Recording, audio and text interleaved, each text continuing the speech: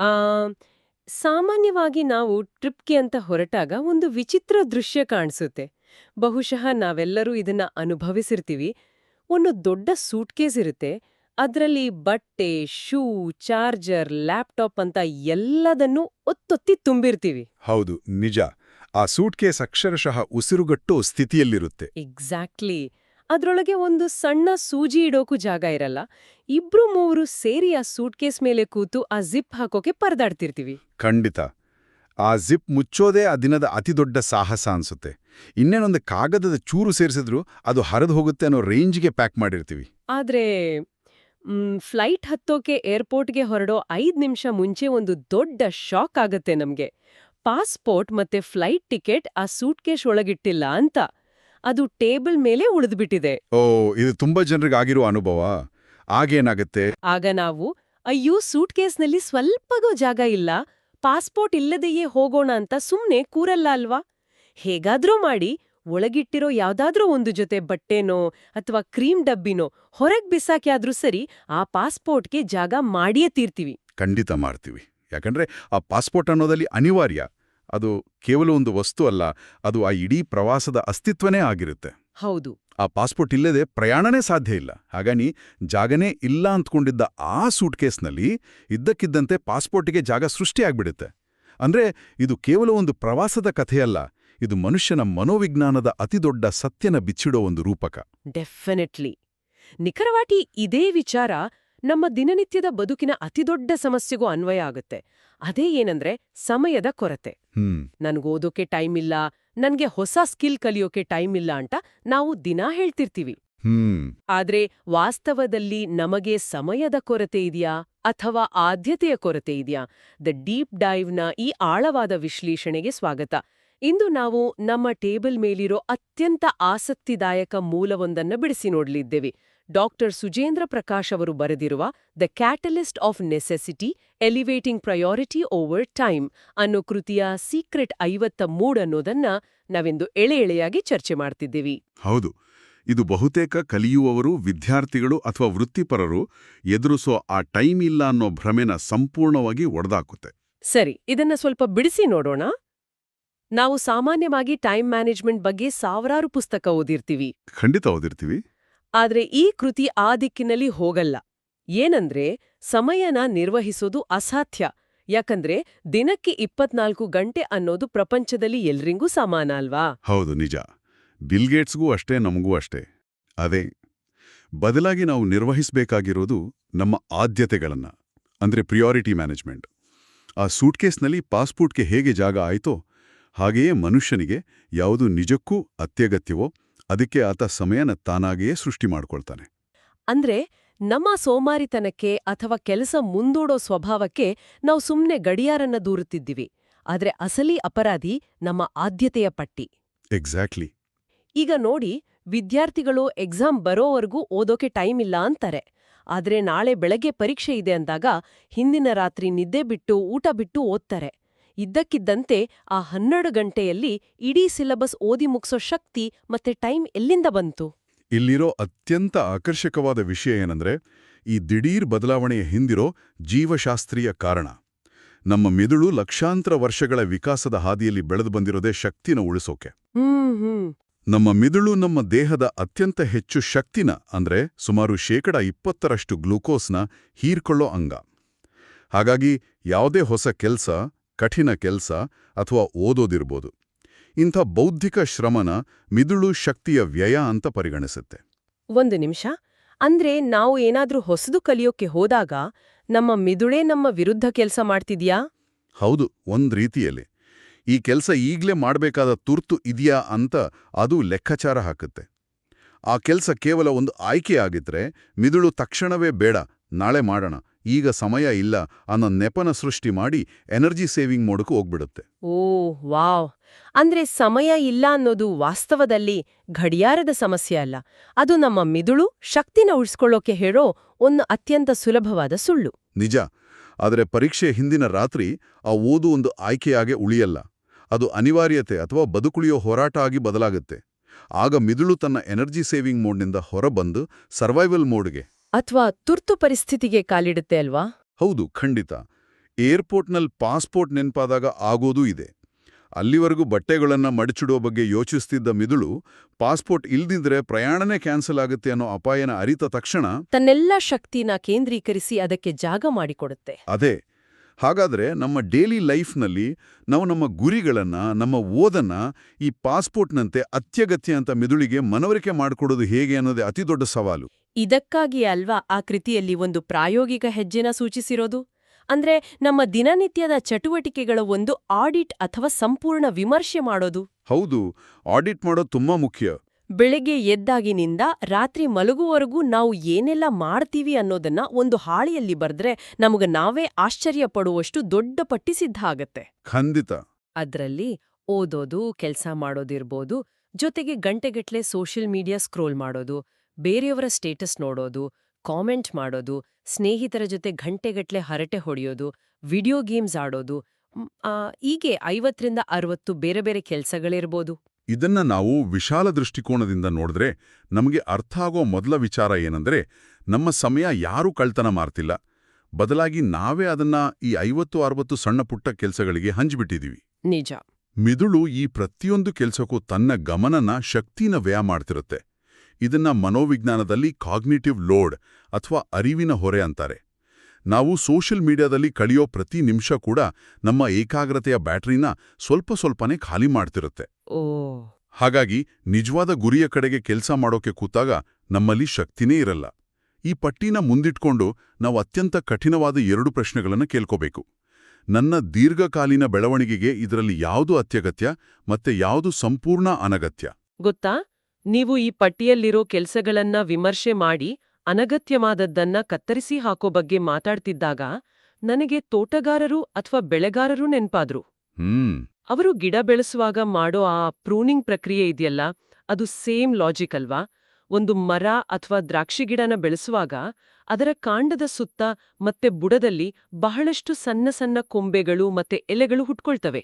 ಹೌದು, ತುಂಬಾ ಹುಟ್ಕೊಳ್ತವೆ.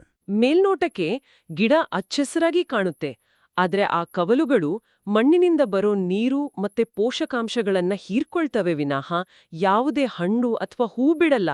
ಆಗ ಆ ರೈತ ನಿರ್ದಾಕ್ಷಿಣ್ಯವಾಗಿ ಆ ಅನಗತ್ಯ ಕೊಂಬೆಗಳನ್ನ ಕತ್ತರಿಸಾಕ್ತಾನೆ. ಈ 50 ಕೆಲ್ಸಗಳನ್ನ ಕತ್ತರಿಸೋದು ಕೂಡ ಅಷ್ಟೇ ಸುಲಭನಾ? ಆ ಹೋಲಿಕೆ ಇಲ್ಲಿಗೆ ಅತ್ಯಂತ ನಿಖರವಾಗಿ ಒಪ್ಪುತ್ತೆ. ಆ ಮರಕ್ಕೆ ಸಿಗೋ ಸೀಮಿತ ಪೋಷಕಾಂಶಗಳೇ ನಮ್ಮ ಮೆದುಳಿನ ಶಕ್ತಿ ಮತ್ತೆ ನಮ್ಮ ದಿನದ 24 ಗಂಟೆಗಳು. ಆ ಅನಗತ್ಯ ಕೊಂಬೆಗಳೇ ನಾವು ದಿನವಿಡೀ ಮಾಡೋ ಫೋನ್ ಸ್ಕ್ರಾಲಿಂಗ್, ಗಾಸಿಪ್ ಮತ್ತೆ ಇತರ ಶಕ್ತಿ ಹೀರೋ ಚಟುವಟಿಕೆಗಳು. ಆ ಕೊಂಬೆಗಳನ್ನ ಕತ್ತರಿಸೋದು ಸುಲಭವಲ್ಲ, ಯಾಕಂದ್ರೆ ಗಿಡಕ್ಕೆ ಆ ಕತ್ತರಿ ತಾಕಿದಾಗ ಗಾಯ ಆಗತ್ತೆ. ಹಾಗೆಯೇ ನಮಗೂ ಕೂಡ ಈ ತಾತ್ಕಾಲಿಕ ಮೋಜಿನ ಕೆಲಸಗಳನ್ನ ಬಿಡೋದು ಬಹಳ ಕಷ್ಟ ಆಗತ್ತೆ. ಹೌದು, ಅದೊಂಥರ ಅಭ್ಯಾಸ ಆಗ್ಬಿಟ್ಟಿರುತ್ತೆ. ಎಕ್ಸಾಕ್ಟ್ಲಿ. ನಮ್ಗೆ ಏನನ್ನೋ ಕಳ್ಕೊಳ್ತಿದ್ದೀವಿ ಅನ್ನೋ ಭಯ, ಅಂದ್ರೆ ಫಿಯರ್ ಆಫ್ ಮಿಸ್ಸಿಂಗ್ ಔಟ್ ಅಥವಾ ಫೋಮೋ ಶುರುವಾಗತ್ತೆ. ಆದರೆ ಒಮ್ಮೆ ಆ ಶಕ್ತಿ ವ್ಯರ್ಥ ಆಗೋದನ್ನ ನಿಲ್ಸಿದ್ರೆ ಮುಖ್ಯ ಕಾಂಡಕ್ಕೆ ಸಂಪೂರ್ಣ ಪೋಷಕಾಂಶಗಳು ಹರಿದು ಮರ ಹೇಗೆ ಎತ್ತರಕ್ಕೆ ಬೆಳೆಯುತ್ತೋ ಹಾಗೆಯೇ ನಮ್ಮ ಏಕಾಗ್ರತೆ ಮತ್ತೆ ಫೋಕಸ್ ನಮ್ಮ ನೈಜ ಗುರಿಯ ಕಡೆಗೆ ಅತ್ಯಂತ ತೀಕ್ಷ್ಣವಾಗಿ ಹರಿಯಕ್ ಶುರುವಾಗುತ್ತೆ. ಖಂಡಿತ. ಆದ್ರೆ ಇಲ್ಲೊಂದು ಸಮಸ್ಯೆ ಇದೆ. ಇಲ್ಲಿಯೇ ಇದು ನಿಜಕ್ಕೂ ಕುತೂಹಲಕಾರಿಯಾಗೋದು. ನಾವು ಈ ಅನಗತ್ಯ ಕೆಲಸಗಳನ್ನ, ಆರಾಮದಾಯಕ ಚಟುವಟಿಕೆಗಳನ್ನ ಯಾಕಿಷ್ಟಪಡ್ತೀವಿ? ಮನುಷ್ಯನ ಪ್ರವೃತ್ತಿನೇ ಆರಾಮನ ಹುಡುಕೋದಲ್ವಾ? ಹೌದು.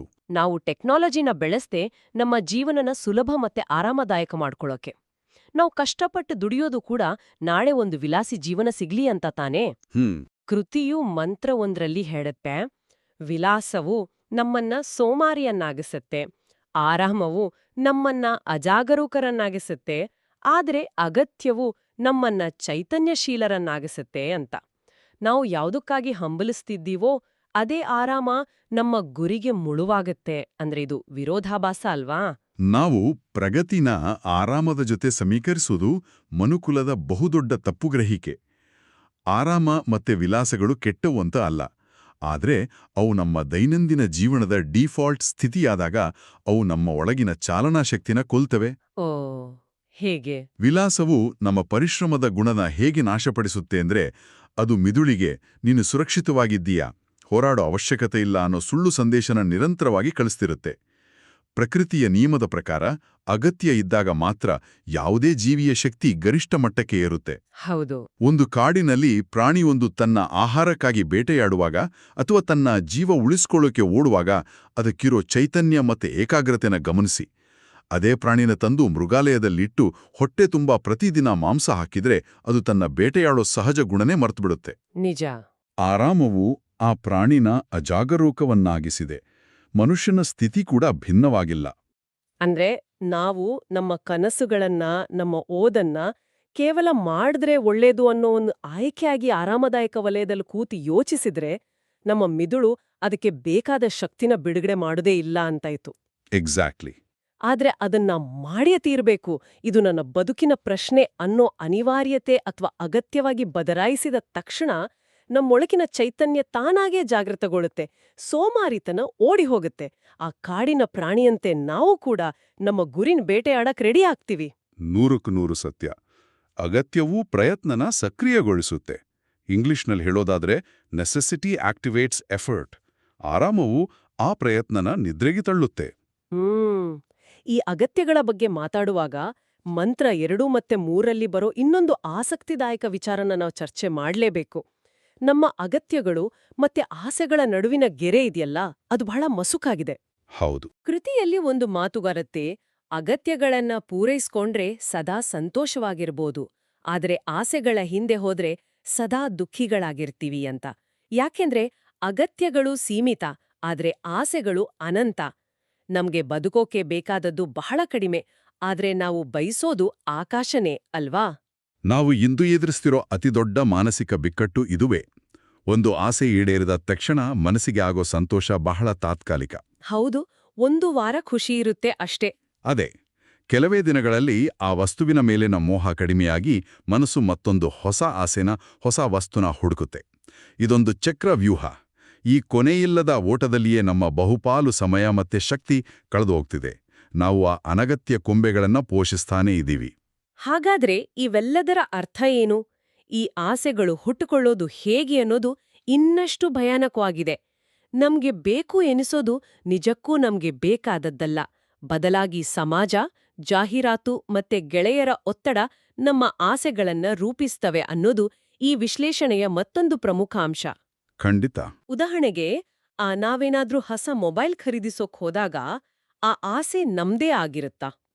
ನಮ್ಮ ಹಳೇ ಮೊಬೈಲ್ ಹಾಳಾಗಿದೆ, ಕಾಲ್ ಮಾಡಕ್ಕಾಗ್ತಿಲ್ಲ ಅನ್ನೋ ಕಾರಣಕ್ಕೆ ನಾವು ಹೊಸದ್ ಖರೀದಿಸ್ತಿದೀವಾ? ಬಹುತೇಕ ಇಲ್ಲ.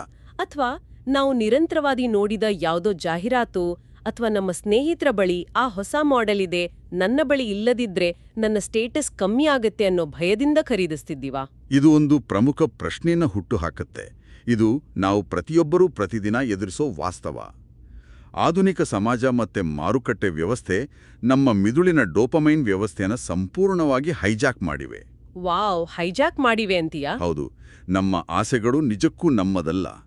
ಬೇರೆಯವರ ಆಸೆಗಳನ್ನ, ಸಮಾಜದ ನಿರೀಕ್ಷೆಗಳನ್ನ ನಮ್ಮದೆಂದು ಭ್ರಮಿಸಿ ನಾವು ಬೆನ್ನಟ್ಟುತ್ತಿದ್ದೀವಿ. ಸಮಾಜದಲ್ಲಿ ನಮಗೊಂದು ಮನ್ನಣೆ ಸಿಗಲಿ ಅನ್ನೋ ಏಕೈಕ ಕಾರಣಕ್ಕಾಗಿ ನಮಗೆ ಅಷ್ಟಾಗಿ ಅವಶ್ಯಕತೆ ಇಲ್ಲದ ವಸ್ತುಗಳನ್ನ, ನಮ್ಗೆ ಇಷ್ಟವಿಲ್ಲದ ಕೆಲಸಗಳನ್ನ ಮಾಡ್ತಾ ನಮ್ಮ ಜೀವನದ ಅಮೂಲ್ಯ ಸಮಯನ ವ್ಯರ್ಥ ಮಾಡ್ತಿದ್ದೀವಿ.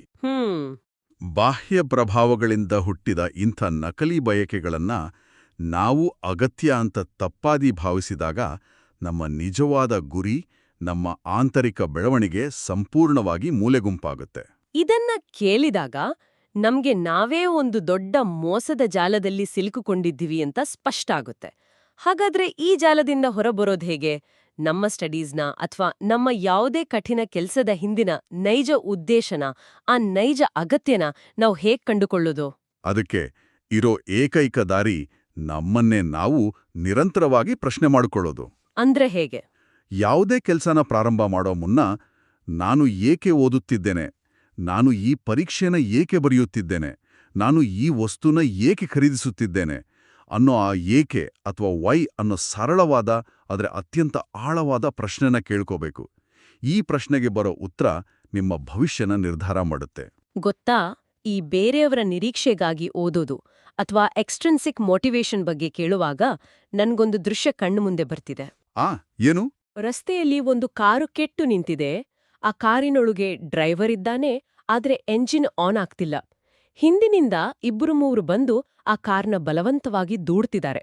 ಅವರು ದೂಡ್ದಷ್ಟು ಹೊತ್ತು ಕಾರ್ ಸ್ವಲ್ಪ ಮುಂದಕ್ಕೆ ಚಲಿಸ್ತು. ಆದ್ರೆ ಆ ದೂಡೋರು ಸುಸ್ತಾಗಿ ಕೈಬಿಟ್ಟ ತಕ್ಷಣ ಕಾರ್ ಮತ್ತೆ ನಿಂತುಬಿಡುತ್ತೆ. ಎಕ್ಸಾಕ್ಟ್ಲಿ. ನಾವು ಬೇರೆಯವರ ಒತ್ತಾಯಕ್ಕಾಗಿ ಅಥವಾ ಪೋಷಕರ ಸಮಾಜದ ನಿರೀಕ್ಷೆಗಾಗಿ ಗುರಿನ ಬೆನ್ನಟ್ಟುತ್ತಿದ್ರೆ ನಮ್ಮ ಪರಿಸ್ಥಿತಿ ಕೂಡ ಈ ಕೆಟ್ಟು ನಿಂತ ಕಾರಿನಂತೆ ಅಲ್ವಾ? ಖಂಡಿತ. ಅದು ಬಾಹ್ಯ ಪ್ರೇರಣೆಯ ನಿಖರವಾದ ಚಿತ್ರಣ. ಸಮಾಜ, ಪೋಷಕರು ಅಥವಾ ಶಿಕ್ಷಕರು ಆ ಕಾರನ್ನ ದೂಡೋ ಜನರಿದ್ದಂತೆ.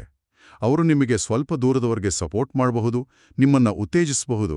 ಆದರೆ ಅವರ ಪ್ರೇರಣೆ ಮುಗಿದ ತಕ್ಷಣ ನಿಮ್ಮ ಓಟ ಕೂಡ ನಿಲ್ಲುತ್ತೆ. ಹೌದು. ಬಾಹ್ಯ ನಿರೀಕ್ಷೆಗಳ ಭಾರ ಹೊತ್ಕೊಂಡು ನಾವು ಬಹುದೂರ ಸಾಗೋಕೆ ಸಾಧ್ಯ ಇಲ್ಲ. ಅಂಥ ಸಮಯದಲ್ಲಿ ಒಂದು ಸಣ್ಣ ಅಡೆತಡೆ ಎದುರಾದ್ರೂ ನಾವು ಸುಲಭವಾಗಿ ಸೋಲೊಪ್ಕೊಂಡು ನನ್ನಿಂದ ಆಗಲ್ಲ ಅಂತ ಬಿಟ್ಬಿಡ್ತೀವಿ. ಆದ್ರೆ ಅದೇ ಕಾರಿನ ಇಂಜಿನ್ ಸರಿಯಾಗಿದ್ದು, ಡ್ರೈವಿಂಗ್ ಸೀಟ್ನಲ್ಲಿ ನಾವೇ ಕೂತು ನಾವೇ ಆಕ್ಸಿಲರೇಟರ್ ತುಳಿದ್ರೆ ಆಗ ಆ ಪ್ರಯಾಣ ಸಂಪೂರ್ಣವಾಗಿ ನಮ್ಮ ಕಂಟ್ರೋಲ್ನಲ್ಲಿರುತ್ತೆ ಅಲ್ವಾ? ಹೌದು, ಖಂಡಿತವಾಗಿ. ನಮಗೆ ಎಲ್ಲಿಗ್ ಹೋಗ್ಬೇಕು, ಯಾವ ವೇಗದಲ್ಲಿ ಹೋಗ್ಬೇಕು ಅನ್ನೋ ಸ್ಪಷ್ಟತೆ ಇರುತ್ತೆ. ನಮ್ಮ ಅಧ್ಯಯನದ ಅಗತ್ಯನ ನಾವೇ ಅರ್ಥ ಮಾಡ್ಕೊಂಡಾಗ ಆಗೋದು ಕೂಡ ಇದೆ.